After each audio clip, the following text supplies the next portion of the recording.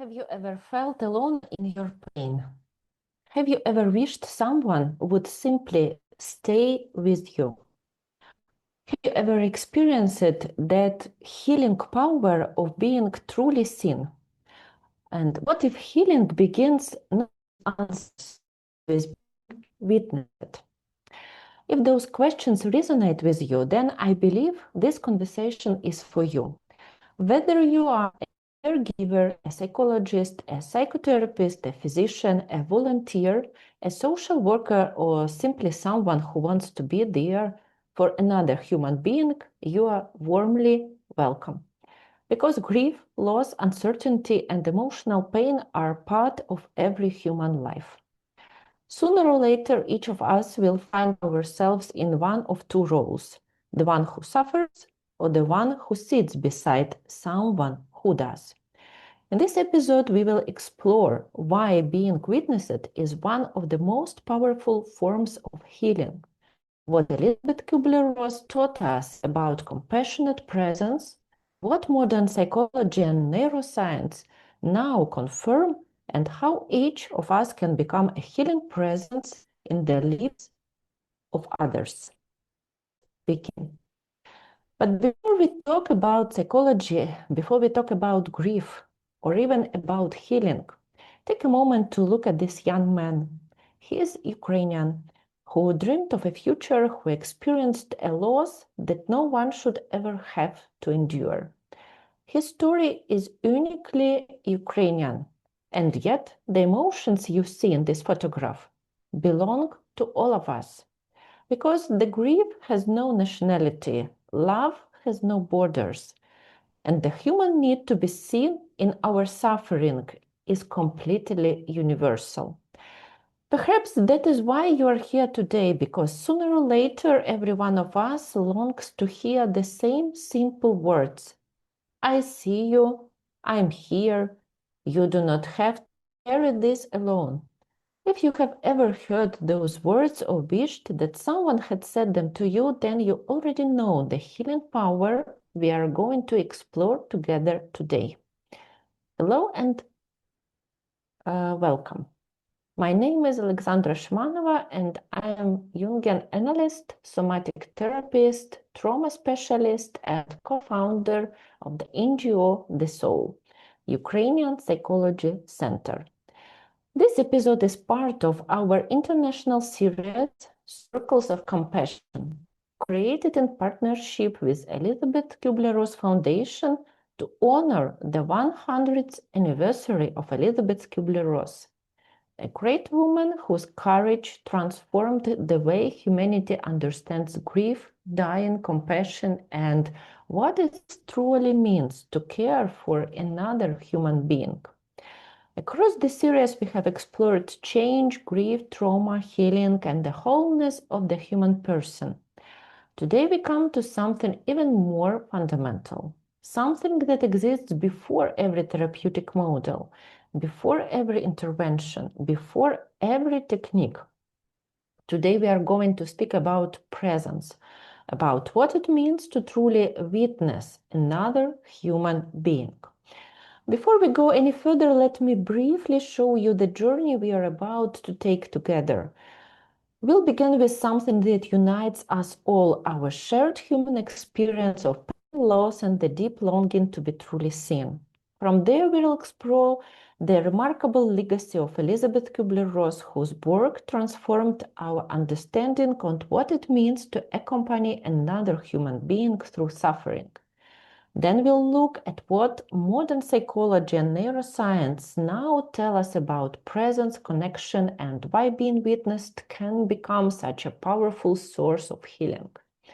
In the second half of this episode, I'll share how these ideas have come to life through the work of the SOUL in NGO in Ukraine, where we have witnessed the extraordinary resilience of individuals and communities living through war. And finally, I'd like to leave you with a simple but important invitation. Because being a witness is not only the work of psychologists or healthcare professionals, it's a profoundly human capacity. and that each of us can cultivate in our families, our communities, and our everyday lives. So let's begin our journey. We do live in an extraordinary age. Never before have we been so connected. We can send messages across continents in seconds. We can see one another through screens. We can share photographs, voices, ideas, opinions, and entire lives online. And yet, despite of all of this connection, millions of people describe themselves with one simple word: alone. The World Health Organization now recognizes loneliness as one of the major public health challenges of our time. Not because loneliness simply feels unpleasant, but because prolonged isolation affects our physical health, our mental well-being, our immune system, our capacity to recover from illness, and even our life expectancy. Technology has made communication easier, not necessarily made human presence deeper. Many people today are surrounded by conversations. Very few feel deeply witnessed. And perhaps this is where healing begins, not with answers or advices, but with the experience of another human being remaining present in the middle of our suffering. That's one of the greatest forms of medicine we possess. When people hear the name Elisabeth Kübler-Ross, they almost immediately think about 5 stages of grief: denial, anger, bargaining, depression, acceptance. Those stages have become part of our everyday language. But if that is all we remember about Elisabeth Kübler-Ross, then we have missed perhaps her greatest contribution. Her real revolution was not a model, it was a way of being with another human being. In the 60s, death was largely hidden behind hospital doors. Patients who were dying were often spoken about rather than spoken with. Families were protected from difficult conversations. Physicians were trained to cure disease, but rarely to accompany suffering that could not longer to be cured. In 1965, while teaching at the University of Chicago, Elisabeth began inviting medical students into conversations with terminally ill patients. Instead of discussing patients as medical cases, she encouraged future physicians to listen to their stories, their fears, and their hopes. Then in 1969, she published On Death and Dying. The book changed and talked about death, but also how healthcare professionals understood the people living through it. Elisabeth Kübler-Ross did something profoundly simple. She walked into those rooms, she sat down, listened, and stayed. And on doing so, she gave people something they had often been denied. Not another treatment, but the experience of being truly seen, heard, and accompanied. Imagine how radical this was. At a time when many professionals believed they needed to protect themselves emotionally, Elisabeth moved closer instead of further away. When others filled silence with explanations, she allowed silence to become part of the conversation. When others focused on disease, she focused on the person living with that disease. She understood something that neuroscience would only begin to explain decades later. Human beings do not heal only because someone solves a problem. Very often we begin to heal because someone remains present while we face it. Presence cannot remove grief. Presence cannot reverse death.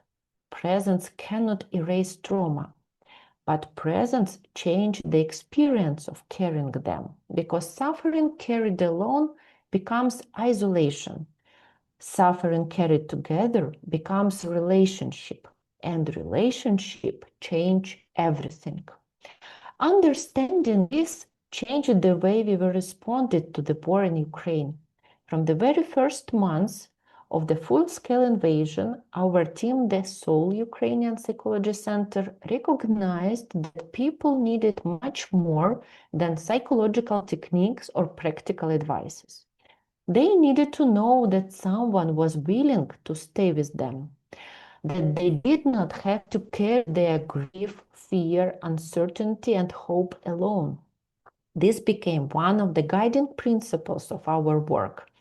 Over the past several years, we have created regular online support groups, therapeutic community gatherings, and our Ukrainian Circle programs, where people could simply arrive as they were and find a space where their experiences were welcomed with compassion, dignity, and presence. Looking back, I realized that those meetings were never only about psychotherapy. They were about creating places where people could experience what Elisabeth Kübler-Ross taught us so beautifully, the healing experience of being witnessed. Presence is not always expressed through grand gestures. Sometimes it appears in something very simple, a familiar message waiting for you every morning, a community that continues together week after week, the quiet reassurance that someone is still there. Throughout these years, our Telegram community became one of those places. Many people later told us that opening their phones each day and finding a thoughtful message reminded that they were not facing this journey alone. Perhaps this is what compassionate presence looks like in everyday life. Not removing suffering, not rushing people toward solutions, but remaining connected even across distance. Sometimes the greatest gift we can offer another human being is simply this: we are still there. There is another part of this story that feels deeply important to me. Everything I have just shared about compassionate presence in Ukraine became possible because throughout these years, we were never carrying this work alone. As we remained present for others, someone somewhere in the world was also remaining present for us. This is how compassion traveled. The circle touches another. One act of presence makes another possible. From the very beginning of the full-scale war, we experienced this through the extraordinary support of the international community. We were witnessed, we were listened to, we were welcomed into circles of people who choose not to look away. And that experience transformed us just as profoundly as any training ever could. Among those who walked alongside us were the Elisabeth Kübler-Ross Foundation, the Body Chat community, our international colleagues, teachers, partners, and friends from many different countries. They reminded us that compassion has no nationality, that presence can cross borders, that healing can travel across languages and cultures.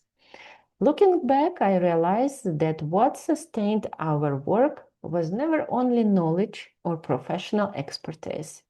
It was the experience of being witnessed ourselves.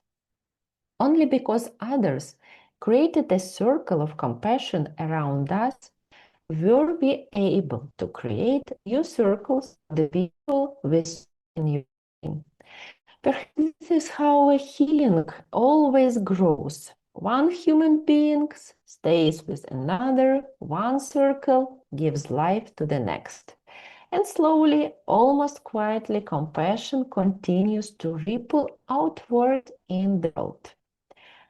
Perhaps this is the deepest meaning of being witnessed. Someone stayed with us so that we could stay with others. And here is the testimonials that say gratitude for those witnessing presence and compassion. So what the neuroscience teaches us about compassionate presence? This may sound almost too simple. Can presence really matter that much? Modern neuroscience would answer with a clear yes. Our nervous systems are not designed to regulate themselves in complete isolation. From the first moments of our life, we learn safety through another nervous system. A newborn does not calm down because someone explains that everything will be all right. The child calms because someone holds it, looks into their eyes, breathes slowly, stays close. Our biology remembers this throughout our entire life.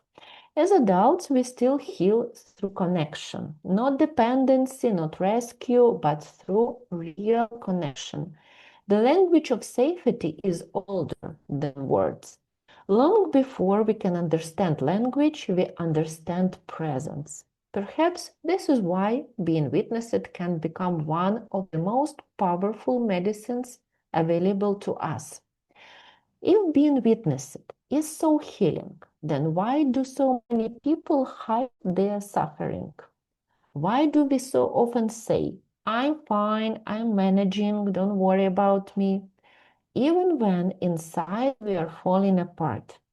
Part of the answer lies in the cultures we grow up in. Many of us have learned that strength means silence. That tears are weakness, that asking for help is burden, that we should not make others uncomfortable with our pain. In Ukraine, these messages became even stronger after the full-scale invasion. People learn to survive, to keep functioning, to take care of children, parents, neighbors, colleagues, to continue working while grieving, to smile during video calls while waiting for news from the front, to make dinner after spending the afternoon in the bomb shelter. Survival became a daily achievement, but survival has a cost. Sometimes the strongest people are simply those who have had the least opportunity to be witnessed. As psychologists, we often meet people long before they begin to tell us their story. We meet in their bodies, we see shoulders that have forgotten how to relax, breathing that never fully reaches the lungs, hands that remain clenched without realizing it, eyes that constantly scan the environment for danger, bodies that have spent months and years preparing for the next alarm. Trauma always tells its story, sometimes long before words arrive. And this is why witnessing begins with attention, not only to what a person says, but to what their body has been trying to say all along. Very often, healing starts the moment someone notices, I can see how much you have been carrying. Your body has been protecting you for a very long time. You do not have to convince me that your pain is real. These are not the magical words. They are words that restore dignity. One of the greatest misconceptions about witnessing is that we need to know exactly what to say. People often tell me, I'm afraid of saying the wrong thing. I do not know how to comfort someone. What if I make it worse? Perhaps if you have felt this way too, the truth is surprisingly liberating. Most people do not remember the perfect sentence. They remember who stayed, who came back the next day, who answered the phone, who sat beside them in silence, who was willing to acknowledge the reality of what had happened without rushing toward optimism. Sometimes compassion sounds like this.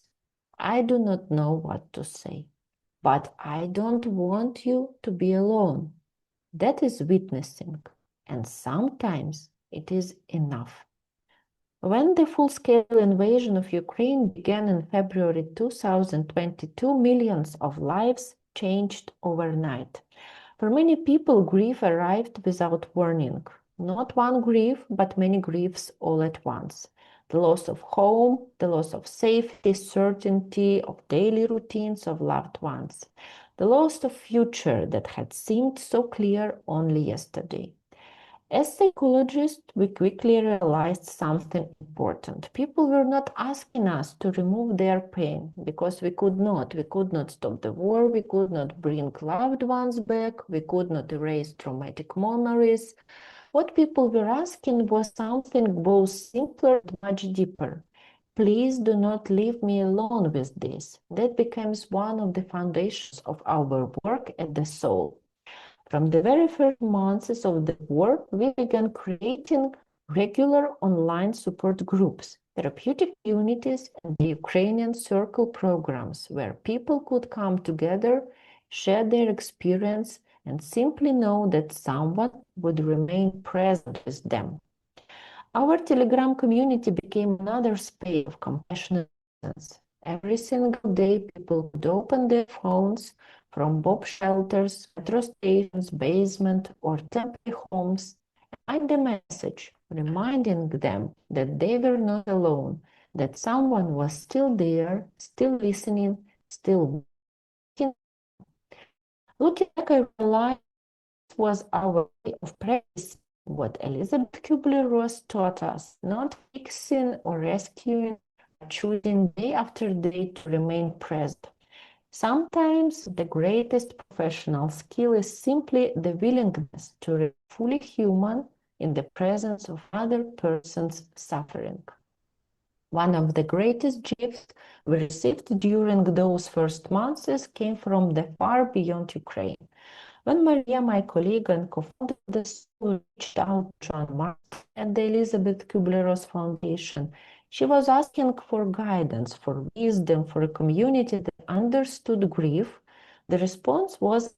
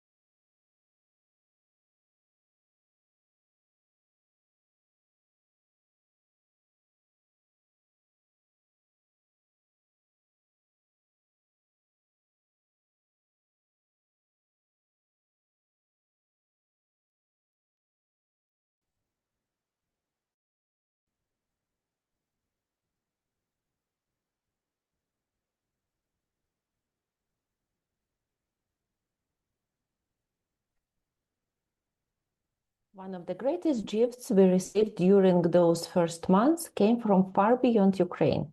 When Mariya, my colleague and co-founder of the SOUL, reached out to John Marston at the Elisabeth Kübler-Ross Foundation, she was asking for guidance and for wisdom. People immediately from around all the world said, "We are with you." Soon, psychologists, physicians, palliative care professionals, educators, and volunteers from many different countries began meeting with us regularly. They listened, they encouraged, they shared knowledge, but perhaps most importantly, they witnessed us.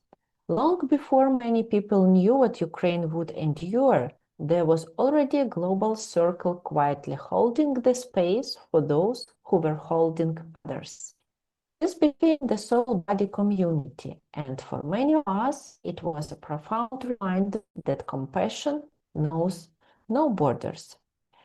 This experience changed the way I think about healing. For many years, psychology focused primarily on the individual, the therapist, the client, the consultation room. Those relationships remain deeply important. But war reminds us that healing also happens in communities, in circles, in families, in neighborhoods, in schools, in faith communities, in support groups. Sometimes the question is not who is your therapist. Sometimes the more important question is who knows your story, who remembers your name, who would notice if you disappeared. Healing becomes possible when people no longer have to carry life entirely by themselves. That is why Ken Ross speaks about compassionate communities, because compassion is not only a professional intervention, it is a way a society chooses to live. In our support psychotherapy online groups at the SOUL, we witness something extraordinary. Women join our circles from different regions of Ukraine and from many countries around the world. Some arrive ready to speak, others remain silent for weeks, sometimes months. We never force stories. Healing does not grow through pressure, it grows through safety. Again and again, we see the same moment. A woman hears another participant describe an experience that sounds almost identical to her own. She lifts her eyes, nods gently. Sometimes tears begin to flow. Not because something terrible has happened in that moment, but because perhaps for the first time since the war began, she realizes, I'm not the only one. There is an extraordinary power of those words. Trauma isolates, compassion reconnects, and often before people recover hope, they first recover belonging. Let me share a story. The details have been changed to protect, but the emotional truth is real. Several months after leaving her home because of the war, a woman joined one.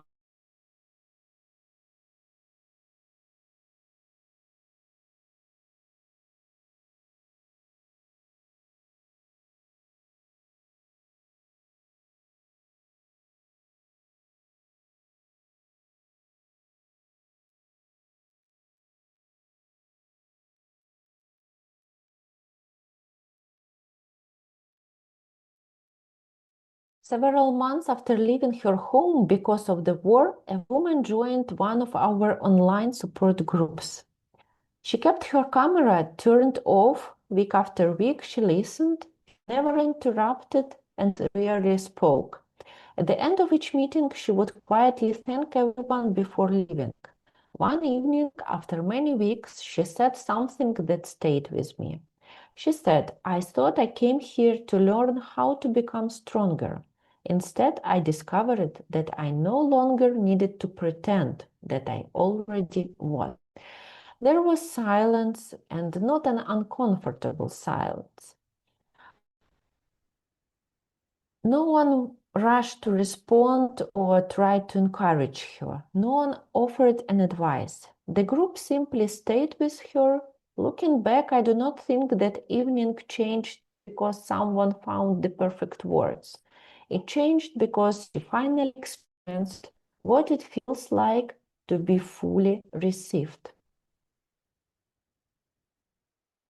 As therapists, we often witness a remarkable shift. The first story persons tell us is usually about events. What happened, where they were, who called, who can lost.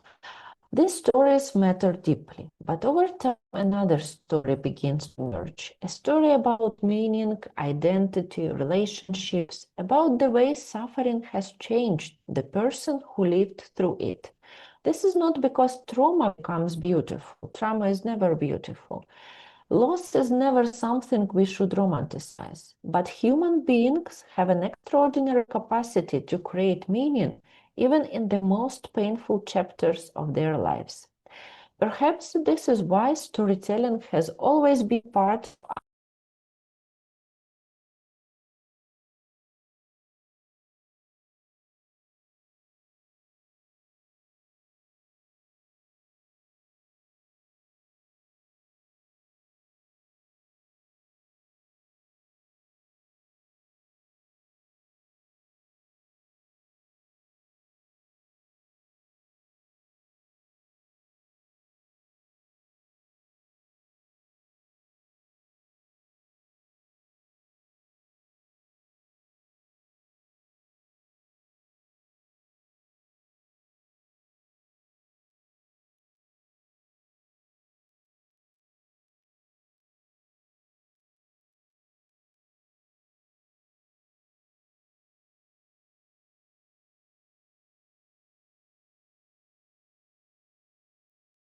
of this story part of Haitian cultures. When our story is with compassion, it's because integrated into our lives rather than remaining frozen inside of us.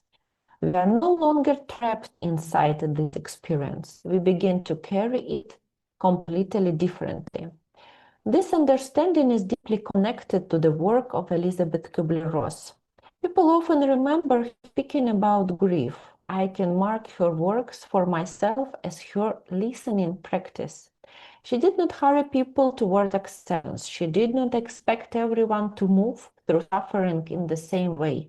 Instead, she created something inherently rare into the world, a space where people could speak honestly, without shame, without being corrected, without being told how they should feel. That may sound very simple, but perhaps it's the most courageous acts we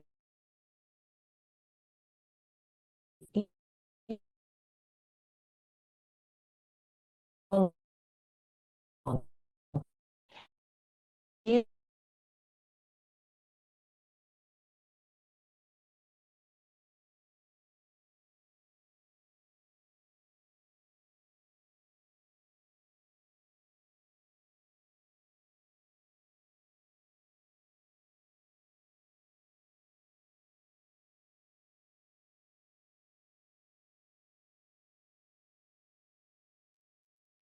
Healing begin where it ends, and shame begins to dissolve when another person receives our story with compassion instead of judgment. There's a beautiful African philosophy called Ubuntu. Its essence is often translated as I am because we are. Although these words come from another culture, this resonates deeply with what we have learned in Ukraine. None of us heals completely alone. Our resilience is never entirely individual. It grows through relationships, through families, communities, circles of trust, through people who remember our names, our stories, and our humanity. This is why the work of the soul has never been only about psychotherapy. It has always been about rebuilding human connection, because every war destroys relationships before it destroys buildings. And every lasting peace begins by restoring our capacity to see one another again. Perhaps this is what it truly means to bear witness, not to remove any person's pain, but to ensure that no one has to carry it unseen. At this point, you may be wondering, this sounds beautiful, but what does it mean for me? Do I need to become a psychologist, a therapist, a grief specialist? The answer is no. One of the greatest gifts Elisabeth Kübler-Ross gave the world was the understanding that compassion is not a professional qualification. It is an universal human capacity. Every one of us will at some point in life find ourselves sitting beside someone who is grieving. A friend, a parent, a child, a colleague, a neighbor, a stranger. The question is not whether we will encounter suffering. The question is how we will respond when we do. Will we turn away because we feel uncomfortable? Will we rush to offer solutions? Or will we choose to more courageous path to remain present? Compassion belongs to everyone. We witnessed this so clearly in Ukraine after the missile strike on Ahmadi Children's Hospital in Kiev. Within minutes, complete strangers came together without waiting to be asked. They carried water, cleared rubble, comforted frightened families, donated blood, and simply stayed with one another in the middle of imaginable tragedy. None of them needed professional training to recognize suffering. They responded with the most fundamental human capacity we all share, the ability to notice another person's pain and choose not to leave them alone. Perhaps we have misunderstood what it means to help. Many of us believe that helping means finding the right answer, finding the right words, knowing exactly what to do. But when we look closely at the people who have changed our lives, we often discover something surprising. It was not their advice that stayed with us, it was their presence.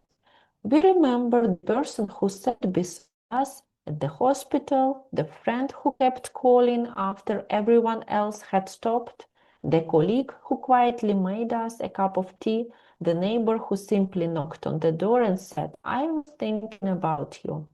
These moments rarely appear in history books, and yet they change lives, because they remind us that even in our darkest moments, we still belong to the human family.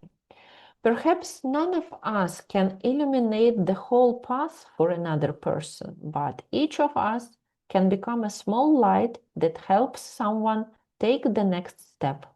Like a lighthouse in the distance or a single lamp glowing in the darkness, compassionate presence does not remove the night. It simply reminds us that we do not have to walk through it alone. At the Soul, we often say that healing happens in relationships. Today, I would like to add something. Healing also happens through witnessing. Not because witnessing takes pain away, but because it changed the experience of carrying it. Over the past several years, we have had the privilege of walking alongside hundreds of people through our support groups, Ukrainian Circle programs, and daily online community. The words you see on this slide are not theoretical reflections. They are the voices of people who allowed us to accompany them for a small part of their journey. Again and again, we heard the same message expressed in different ways. I finally felt understood. I realized I was alone. For the first long while, I felt safe enough to breathe. Someone stayed with me when I needed most. Before we finish, I would like to invite you into a brief moment of reflection. Wherever you are right now, if you feel comfortable,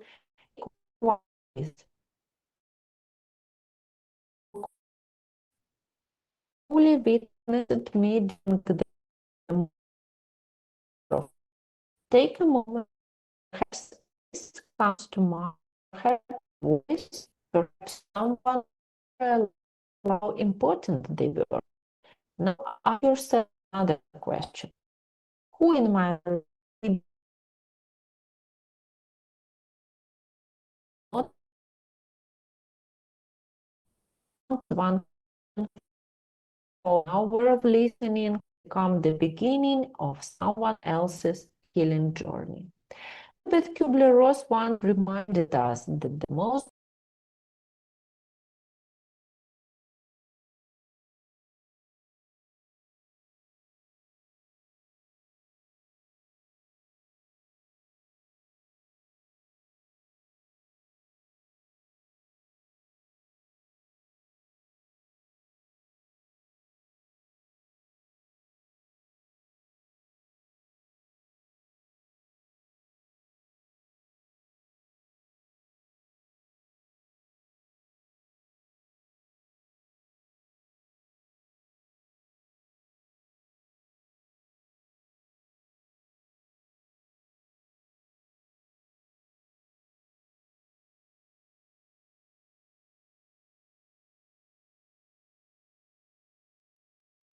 Elisabeth Kübler-Ross once reminded us that the most beautiful people she had known were often those who had known suffering, struggle, loss, and found their way through it.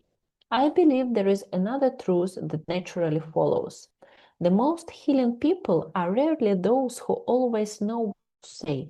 They are the people who are willing to say, to stay when the conversation becomes uncomfortable, stay when there are no easy answers, stay when grief has no timeline, stay when hope feels fragile. Presence may look ordinary, but in a world that moves so quickly, choosing to stay with another human being with one of the most extraordinary acts of compassion. Perhaps that is exactly what it means to bear witness. Over the past year, our team of the soul has learned something that continues to inspire us every single day. Even in the midst of the war, people do not lose their capacity to love. They do not lose their capacity to care. Again and again, we have witnessed neighbors helping neighbors, strangers opening their homes, volunteers crossing borders, psychologists supporting one another across continents, communities choosing compassion over indifference. Those moments rarely make the headlines, yet they quietly shape the future. Because history is not changed by only extraordinary leaders. History is only also changed by ordinary people who choose not to walk away from another person's suffering. It is the quiet revolution Elisabeth Kübler-Ross began many decades ago, a revolution of presence. One person, one conversation at a time, one act of compassion brings very difference. Today, the work of the Elisabeth Kübler-Ross Foundation continues to carry this vision into the world through education, through compassionate communities, through research, through conversations that remind us that grief is not something to solve, but something we learn to carry together. At the Soul, we are deeply honored to be the part of this growing international work. Together, we continue to explore how compassion can become a public health source, how communities can become places of healing, and how psychological support can remain deeply human even in times of profound uncertainty. This partnership reminds us that although grief has no borders, neither does compassion across languages, cultures, generations. Our shared humanity remains stronger than the forces that seek to divide us. Before we say goodbye, I would like to leave you with one final invitation. In the coming days, I hope you will remember someone who may be carrying an invisible burden. Perhaps they have recently experienced a loss, perhaps they are caring for loved ones, perhaps they are living through uncertainty, or perhaps they simply feel unseen. You do not need perfect words. You do not need professional to reach out. Message, make a phone call, invite someone for a walk, sit together over a cup of tea. Listen without rushing. Stay a little longer than feels convenient. Sometimes the smallest act of presence becomes the moment another person remembers that they are not alone. And we rarely know how far that moment will travel. Thank you for spending this time with us. Thank you for allowing ourselves to reflect on what it means to witness another human being. If this conversation has touched you, I invite you to continue this journey with us. Watch the other episodes in the series, learn more about the work of the Elisabeth Kübler-Ross Foundation, discover the programs and international community of the SOUL Ukrainian Psychology Center. Together, we can create communities where grief is not hidden, where suffering is not carried alone, and where compassion becomes part of everyday life. Because healing doesn't begin when we have all the answers. Healing begins the moment another human being is willing to stay, to listen, to witness, to quietly say, I see you and you are never alone. Thank you for also being here.